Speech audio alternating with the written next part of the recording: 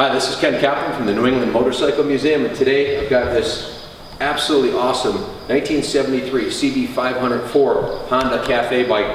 I guess I can start by saying that the only thing that's stock on this bike is the frame, and that's about it. This bike is highly modified, one end to the other. It's got a lot of high-end features on it. Starting with the fairing and the body kit, this is a either a Dunstall or a Rickman inspired or manufactured. I'm not really sure who made it, whether it's a replica of one of theirs or if it was made by Dunstall or Rickman body kit. And it's the whole thing. It's got a complete front fairing, fiberglass tank, so there's no issues with rust inside the tank. It is perfect. The tailpiece, the upholstery on the tailpiece is excellent, and then the side panels, side covers are all part of a kit. It's a full body kit. Now, this is an original 70s body kit. This is not a replica. It comes with the tail lamps and the license plate bracket and the license plate light, and it has turn signals on the rear also and turn signals on the front. This bike is a 500cc4. However, I'm 95% sure this body kit will fit on most any CB from that era, including the 750. So fantastic bike to restore, paint it any color you want, or keep with the theme that it has. The upholstery on the seat is perfect. There's no rips on it. It's comfortable, and it's just one hot looking bike. This was set up for high speed. It is set up for high speed highway racing with this giant tank. I think it's like a 6 or 7 gallon tank. You could pretty much ride to Florida on a couple tanks of gas in this bad boy. It's got the radar detector up under the thing, radar remote, and it has another box up here for putting a scanner. This is set up for, dare I say, for running the cops on high-speed chases. 1,352 miles on the custom odometer and tachometer. Superbike bars, Honda OEM levers. The body kit's just beautiful on it. It also includes a set of rear sets that are really well done. Again, I don't know who these are, whether they're Rickman or Dunstall or somebody else, but these are well done set of rear sets right here on the shifter side and also on the brake side. Take a look at this. It includes the master cylinder mount and the rear sets. The exhaust looks like a Kirker 4-in-1. Check out the bend on the exhaust up here. It's got a really cool, almost like a Siamese intertwined looking header pipe. It's either this could, again, I don't know, but it could be a Dunstall or a Kirker. But the pipes and chrome's in good shape on the front. There's a couple of pinholes on the exhaust that I weld shut on the bottom right here. I can show you up in the front. A couple small pinholes that you'd want to weld up and then have it either powder coated or ceramic coated or re-chrome. Look at the baffle on it. This thing must have sounded nasty with this pipe on it. It's got a full baffle, but it's you can see that's going to be a throaty sound. Custom brake system.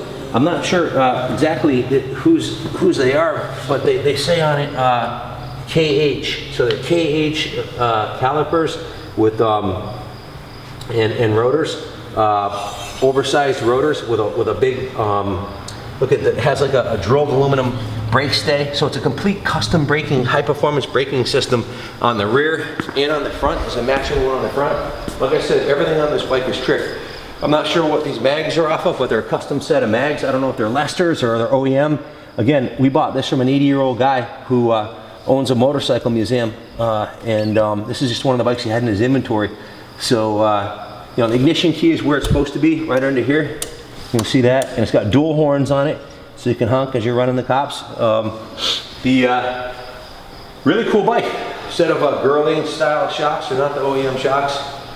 We didn't try to get the bike going. This is exactly how it came in. I've got about 75 bikes that we're selling out of our collection as is, so we haven't tried to get this running. I'm sure it's going to need a battery, carb clean. Speaking of the bank of carbs have velocity stacks on them. They're aluminum, polished aluminum velocity stacks. So very cool set of Keehan carburetors on here. Now think about it. If you were to buy one of these body kits aftermarket today, you're going to spend probably 700 bucks on a tank, 500 bucks for a tailpiece.